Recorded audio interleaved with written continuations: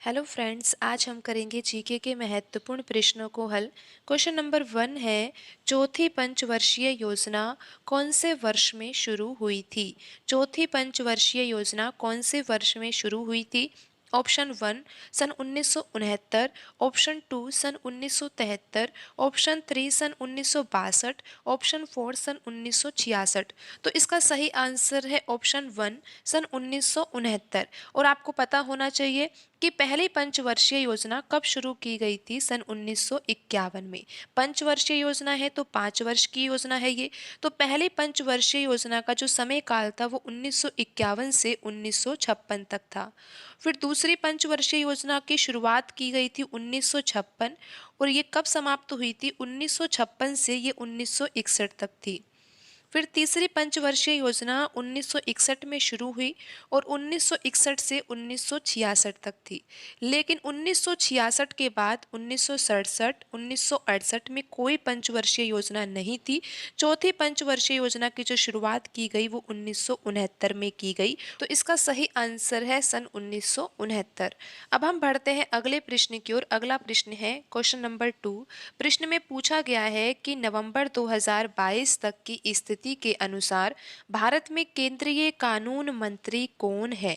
ये प्रश्न जो आपको हल करवाए जा रहे हैं ये एसएससी जीडी एग्जाम 2022 के प्रश्न है।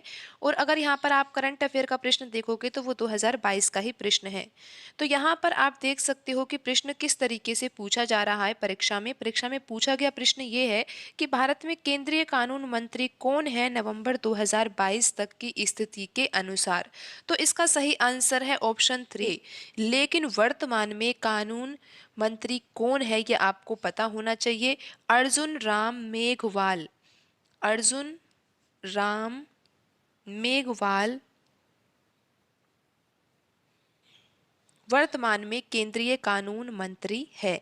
लेकिन यहाँ पर तो आप देख सकते हो कि करंट अफेयर का प्रश्न जो है वो 2022 का, क्योंकि पेपर 2022 का है तो करंट अफेयर का प्रश्न 2022 का ही होगा। तो यहाँ पर आप देख सकते हो कि यहाँ पर तो ऑप्शन 3 सही आंसर था। लेकिन वर्तमान में भी पता होना चाहिए कि वर्तमान में केंद्रीय कानून मंत्री कौन है।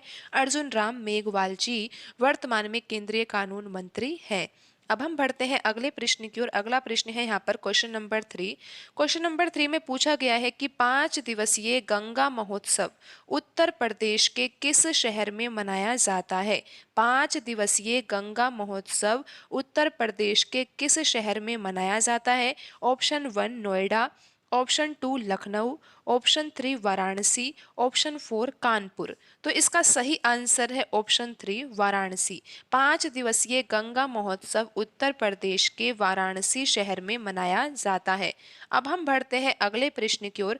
अगला प्रश्न है यहाँ पर क्वेश्चन नंबर 4। बांग्ला किस राज्य का प्रसिद्ध लोक नृत्य है? Option 1 Paschim Bangal, option 2 Meghalaya, option 3 Bihar, option 4 Mizoram. तो इसका सही आंसर है ऑप्शन 2 मेघालय। वांगला मेघालय का प्रसिद्ध लोक नृत्य है। अब हम बढ़ते हैं अगले प्रश्न की ओर। अगला प्रश्न है यहाँ पर क्वेश्चन नंबर 5। क्वेश्चन नंबर 5 में पूछा गया है कि मूल कर्तव्यों की सूची की उपधारा जी किससे संबंधित है?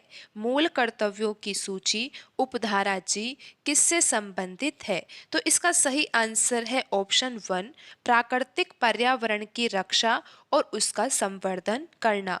मूल कर्तव्यों की सूची की उपधारा जी किससे संबंधित है? तो इसका सही आंसर है प्राकृतिक पर्यावरण की रक्षा और उसका संवर्धन करना। अब हम बढ़ते हैं अगले प्रश्न की ओर। अगला प्रश्न है क्वेश्चन नंबर 6। प्रश्न में पूछा गया है कि निम्नलिखित में से कौन सा भारतीय राज्य चीन के साथ अपनी सीमा साझा नहीं करता है? निम्नलिखित में से कौन सा भारतीय राज्य चीन के साथ अपनी सीमा साझा नहीं करता है? तो आपको पता होना चाहिए कि कितने भारतीय राज्य हैं जो चीन के साथ अपनी सीमा साझा करते हैं। 5 राज्य है। और 5 राज्य कौन कौन से हैं आपको बता देते हैं कि जो ऑप्शन 1 में लिखा हुआ है अरुणाचल प्रदेश। अरुणाचल प्रदेश जो है वो चीन के साथ अपनी सीमा साझा करता है। ऑप्शन 2 में लिखा हुआ है हिमाचल प्रदेश। हिमाचल प्रदेश भी चीन के साथ अपनी सीमा साझा करता है। लेकिन ऑप्शन 3 में लिखा हुआ है उत्तर प्रदेश। उत्तर प्रदेश राज्य चीन के साथ अपनी सीमा साझा नहीं करता है। ऑप्शन 4 में लिखा हुआ है सिक्किम। सिक्किम राज्य भी चीन के साथ अपनी सीमा साझा करता है। तो यहाँ पर आपको पता लग गया कि 3 राज्य ऐसे कौन से हैं जो चीन के साथ अपनी सीमा साझा करते हैं। अरुणाचल प्रदेश राज्य, हिमाचल प्रदेश, सिक्किम, ये तीनों राज्य जो है वो चीन के साथ अपनी सीमा साझा करते हैं। लेकिन उत्तर प्रदेश राज्य जो है वो चीन के साथ अपनी सीमा साझा नहीं करता है। तो ऑप्शन 3 यहाँ पर सही आंसर होगा। तो 5 राज्य है जो चीन के साथ अपनी सीमा साझा करते हैं, जैसा कि आप यहाँ पर समझ सकते हो कि पहला राज्य है अरुणाचल प्रदेश, दूसरा राज्य हिमाचल प्रदेश, तीसरा राज्य सिक्किम, चौथा राज्य जम्मू कश्मीर और पांचवा राज्य उत्तराखंड। लेकिन यहाँ पर ऑप्शन 3 में लिखा हुआ था उत्तर प्रदेश, तो उत्तर प्रदेश राज्य चीन के साथ अपनी सीमा साझा नहीं करता है। तो ऑप्शन 3 यहाँ पर सही आंसर होगा। अब हम बढ़ते हैं अगले प्रश्न की ओर। अगला प्रश्न है क्वेश्चन नंबर 7। क्वेश्चन नंबर 7 में पूछा गया है कि भारत में दंड प्रक्रिया संहिता कौन से वर्ष में अधिनियमित की गई थी? सन 1977, ऑप्शन 2 सन 1975, ऑप्शन 3 सन 1971, ऑप्शन 4 सन 1973। तो इसका सही आंसर है ऑप्शन 4 सन 1973। भारत में दंड प्रक्रिया संहिता वर्ष 1973 में अधिनियमित की गई थी। अब हम बढ़ते हैं अगले प्रश्न की ओर। अगला प्रश्न है क्वेश्चन नंबर 8। प्रश्न में पूछा है कि जलियांवाला बाग हत्याकांड के लिए कौन जिम्मेदार था? जलियांवाला बाग हत्याकांड के लिए कौन जिम्मेदार था? Option 1 Satyapal, option 2 general hunters, option 3 general Dyer, option 4 general painters. तो इसका सही आंसर है कि जलियांवाला बाग हत्याकांड के लिए कौन जिम्मेदार था? इसका सही आंसर है ऑप्शन 3 जनरल डायर। अब हम बढ़ते हैं अगले प्रश्न की ओर। अगला प्रश्न है यहाँ पर क्वेश्चन नंबर 9। प्रश्न में पूछा गया है कि विनिर्माण क्षेत्रों को सामान्य और आर्थिक विकास का की माना जाता है।